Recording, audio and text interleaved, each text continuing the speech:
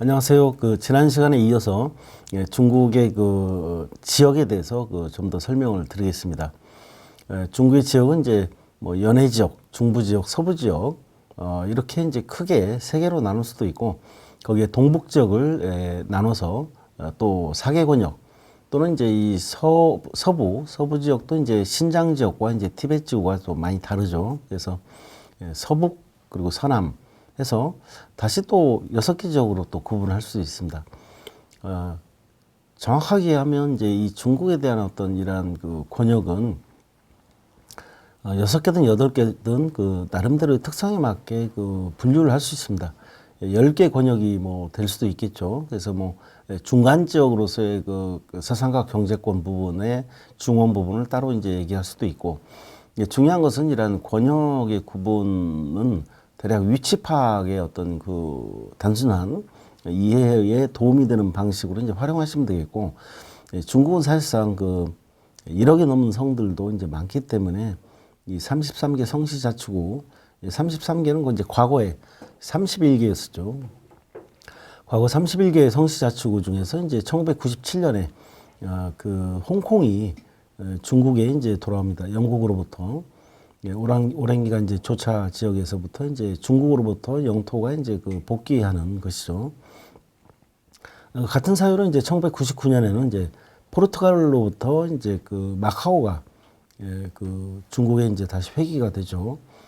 그래서 이제 홍콩과 마카오를 이제 특별행정구역으로서 중국의 32개 주와 33개 성이죠. 중국으로 말하면 미국은 이제 스테이트 주의 개념이고, 중국은 이제 프로빈스 성의 개념으로 이제 이해하시면 되겠습니다.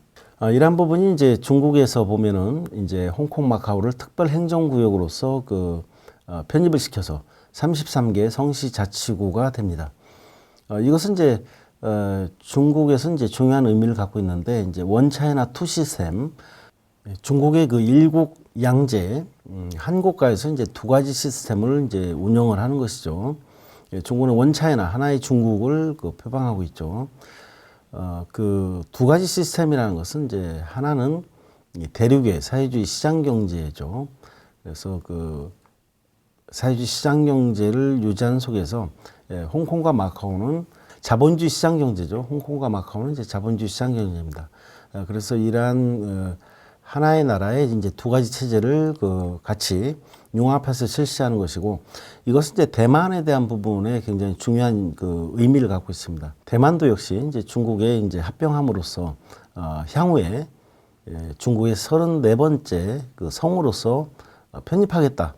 이러한 어떤 미래에 대한 어떤 이 상황을 염두에 두고 이러한 홍콩과 마카오에서 유지하고 있는 이러한 체제를 대만의 흡수합병 이후에도 이러한 체제를 이제 유지하겠다 하는 어떤 중국의 하나의 어떤 전략이라고 볼 수가 있습니다. 대만도 이제 지금까지 영위해왔던 자본주의 시장 경제를 똑같이 유지하면서 하나의 중국으로서 이제 편입될 수 있다 하는 이러한 전략이죠. 그래서 여기서 이제 이 지도 안에서 이제 보면 많은 것들을 알 수가 있는 것이죠. 우리가 어떤 성이나 이 성도의 위치뿐만 아니라 각 지역 권역에 대한 어떤 이런 부분들, 사실상 이러한 부분들의 세부적인 부분으로 들어가면은 많은 차이가 있는 부분들입니다. 어느 지역은 산맥과 이제 사막이 있고 인구 밀도가 낮고, 어느 지역은 인구 밀도가 너무 높고, 이러한 지역들이 이제 혼재되어 있죠. 역시 이제 문화와 사람들의 어떤 특성, 사고방식도 다릅니다.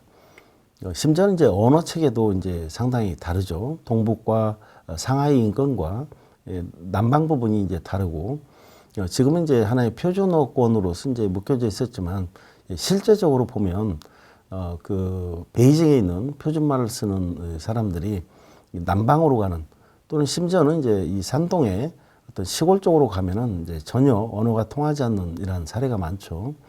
그만큼 이제 중국이 넓습니다. 마치 이제 우리나라가 이제 좁은 지역이지만, 국토는 크지 않지만 이 서울이나 이런 내륙과 제주도의 어떤 방언이 사투리들이 이제 지역마다 존재하고 하듯이, 중국은 이제 더 큰 차이를 이제 보이고 있는 것이겠죠.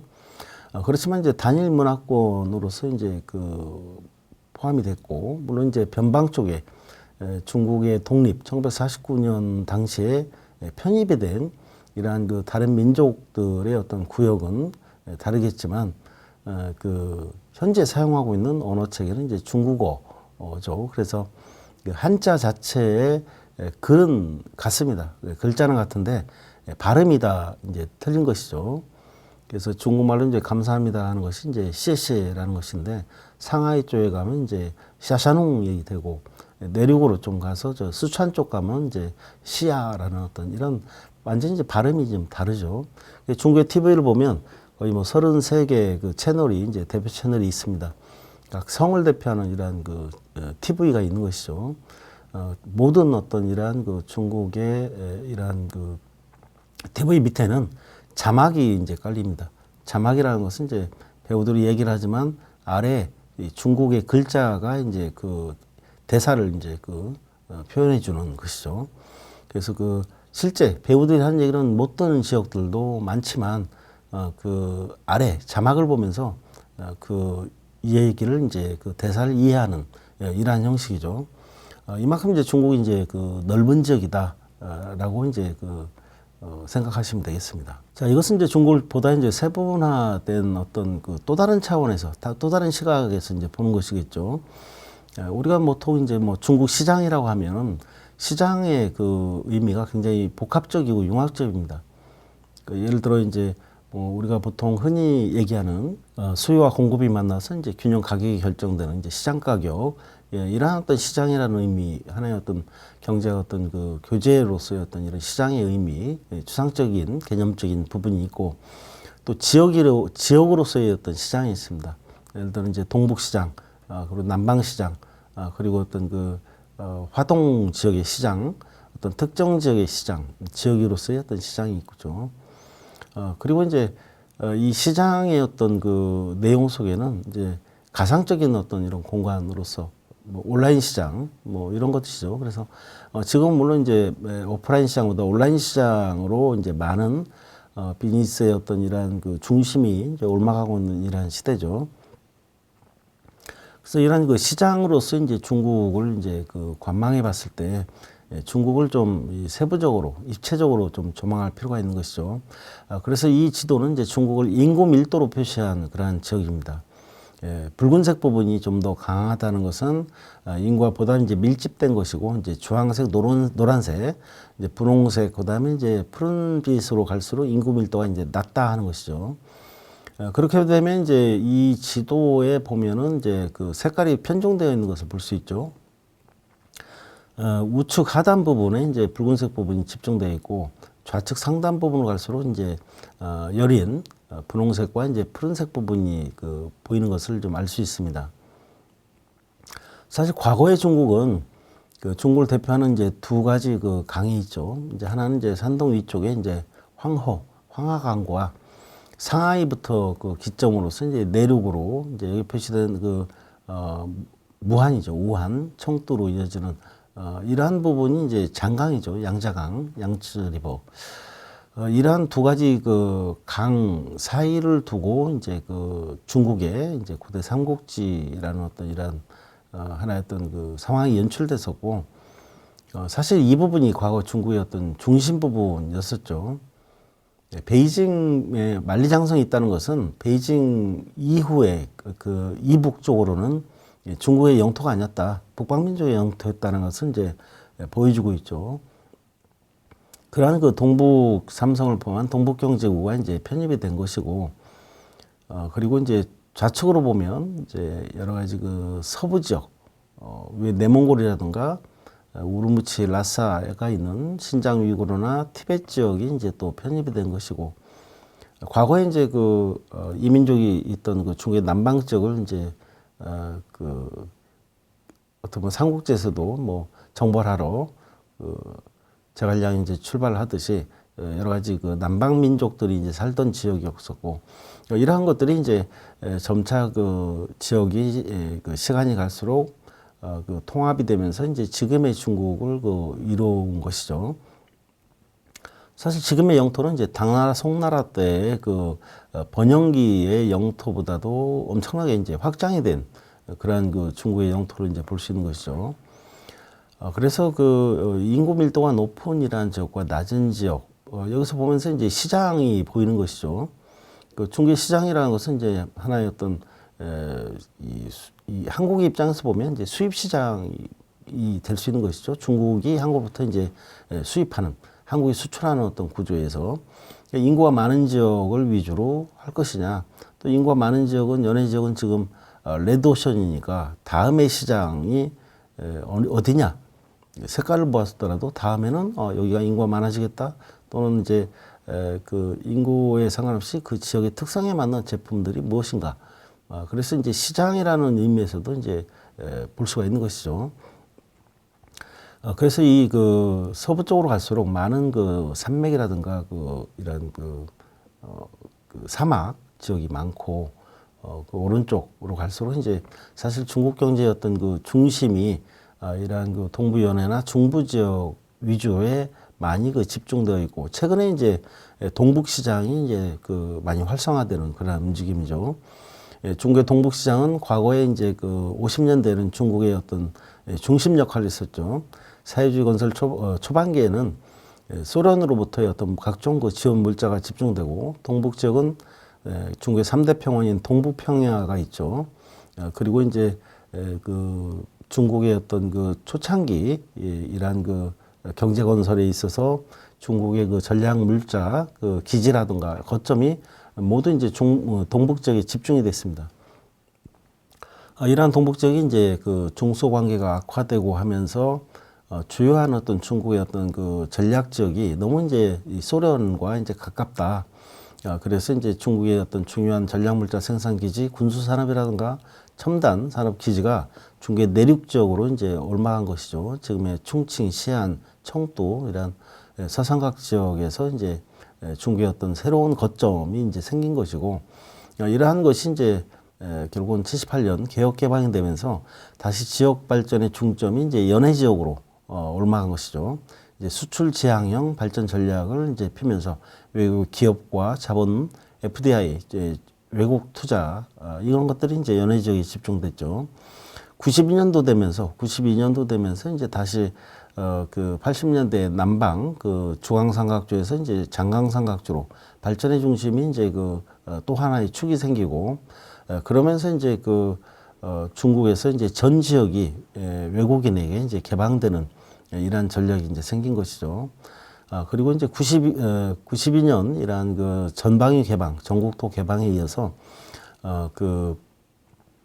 이 14차 대회죠. 그리고 이제 2002년도 가면 16차 당대회 때 중국의 소외되고 낙후한 지역을 격차를 줄이는 이러한 전략으로서의 어떤 중서부 내륙 지역, 그다음에 이제 동북 지역이 하나의 어떤 발전 중심으로서 중국의 정책의 대상이 되는 것으로 되면서 이제 동북 지역이 2002년부터 동북의 오래된 노공업기지 개조 작업이라든가 동북진흥이라는 어떤 이러한 전략하에서 다시 동북이 리모델링되고 새로운 첨단 산업 건설 기지로서 이제 바뀌게 되고, 이런 것이 이제 2002년 이후부터 이제 시작이 되죠.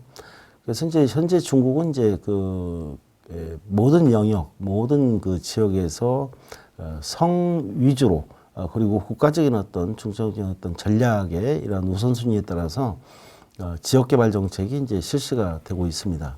자, 이것은 이제 중국은 33개 성시자치구인데 33개국이 있는 것과 같은 이러한 효과가 있다. 그만한 잠재력이 있다 하는 것이죠.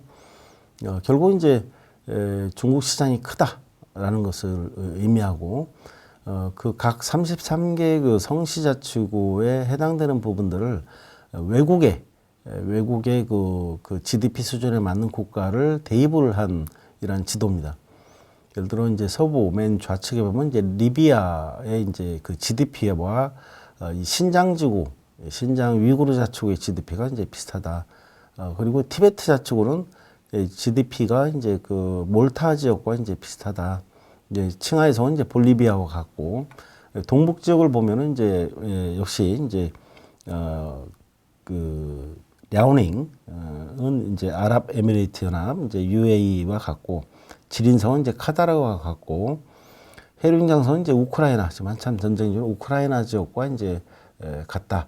그러니까 이 성 하나가 이 해룡장성은 이제 중국에서도 이제 면적이 넓고 하죠. 랴오닝이 이제 굉장히 그 면적은 작지만 GDP 실력이 이제 이 지린과 해룡장을 합친 것 정도의 그러한 그 하나의 규모, GDP 규모가 되죠. 근데 해룡장성도 우크라이나 정도의 어떤 이러한 GDP와 그 수준이 같다라는 것이고, 맨 아래쪽으로 보면 이제 예를 들어 이제 그 광동성은 이제 중국에서 제일 GDP가 큰 성이죠. 여기는 이제 인도네시아와 이제 거의 GDP 수준이 같다 하는 것이고, 홍콩은 이집트하고 이제 비슷하고, 그래서 이제 광동성과 홍콩의 GDP를 합치면 이제 한국과 유사하다. 결국 이제 한국의 GDP는 인도네시아와 이제 이집트를 합친 규모와 이제 유사한 이러한 구조죠. 그리고 중국의 그 5번째 경제특구로 지정된 88년도에 지정이 된 특구죠.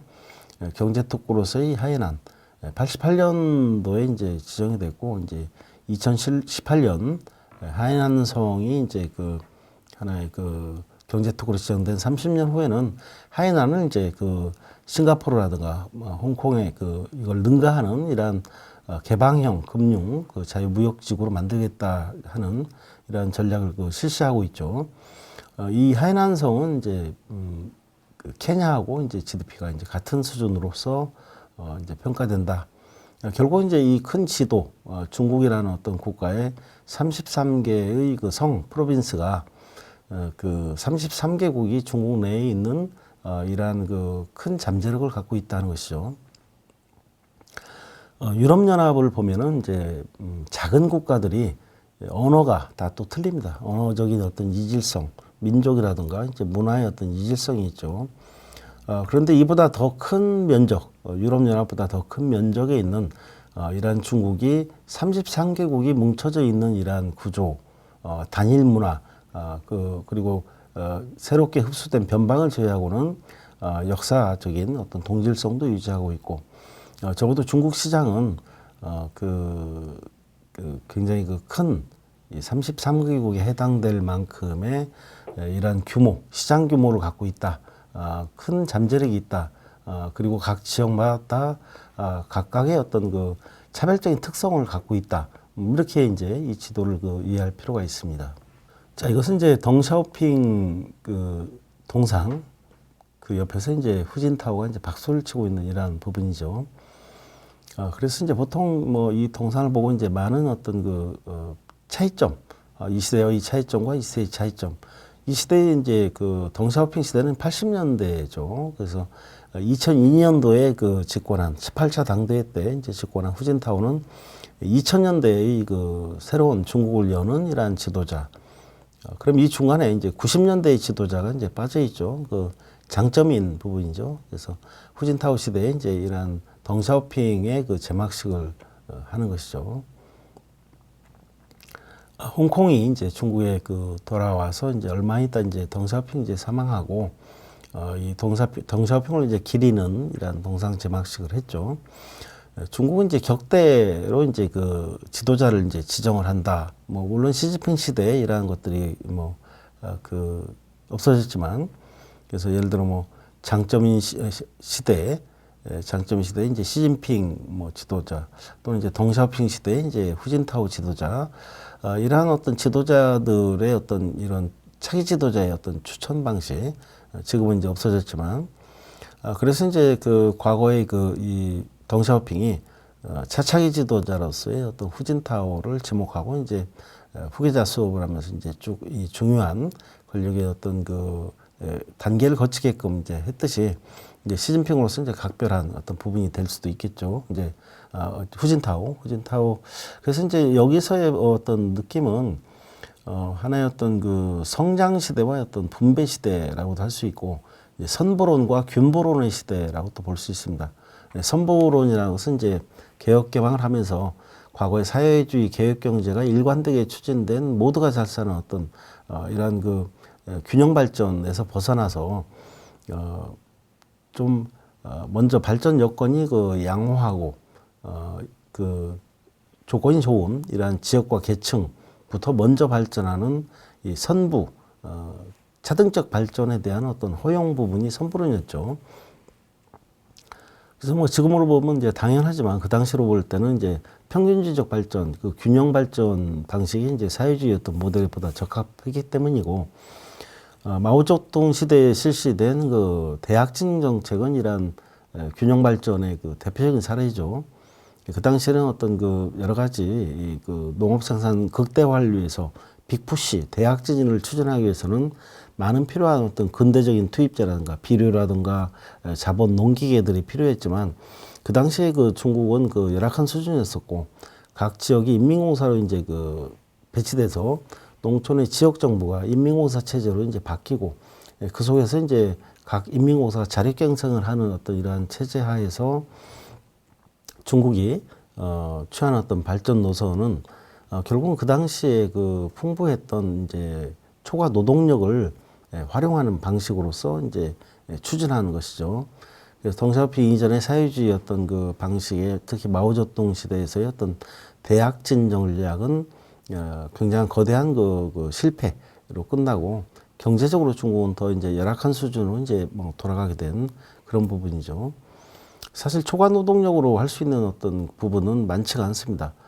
예를 들어 이제 그 노동력을 통해서 그 생산의 어떤 그 확대를 할 수 있는 방법은 노동 강도, 노동을 이제 보통 이제 그 좀 세게 하기 위해서 이제 근로 의욕을 이제 부추기거나 또는 이제 노동 시간, 보통 이제 뭐 새벽부터 일한다든가 밤늦게까지 한다든가 노동 시간을 많이 한다든가 투하 노동량을 이제 늘리고 하는 이런 방식이죠. 그래서 그것은 이제 그 당시에 어떤 한계로서의 어떤 부분으로 작용했고 덩샤오핑 시대에서의 어떤 선부로는 보다 현실적으로 그 국가의 중요한 발전 시기에 있어서 투입해야 될 어떤 국가적인 어떤 그 하나의 어떤 에너지, 재원 이런 것들이 이제 한정되기 때문에 그 당시 발전이 양호한 지역이라는 것은 이제 덩샤오핑 시대 연해 발전 전략에서 수출이 용이한 연해 지역이죠. 그 계층이라는 것은 이제 비록 중국이 사회주의 국가로서 시작돼서 노동자 농민의 국가지만 새롭게 이제 그 시장을 확대하는 이러한 그 측면에서 보면 뭐 기업가 계층, 소상공인 계층일 수도 있겠고 이러한 어떤 새로운 계층이 돈을 버는 것을 어떤 발전하는 것을 국가가 이것을 허용해 줘야 된다. 처음엔 이제 허용이지만 나중에는 장려해 주고 뭐 이런 것으로 이제 변화되는 그런 부분이죠. 덩샤오핑 시대에서의 하나의 어떤 이념적 돌파일 수도 있겠고 새로운 어떤 그 전략을 뒷받침하는 전략으로서 이제 선부론을 표방을 한 것이죠. 사실 중국이 그 몇십 년 있었던 그 외국의 기자가 중국의 그 상황에 대한 어떤 이런 책을 펴내면서 그 제목을 이제 선부론이라고 이제 뽑았죠. 그렇지만 이제 이 후진타오 시대에서는 이제 균부론입니다. 균부론. 사실 그 선부론 속에서는 이제 선부 후 균부.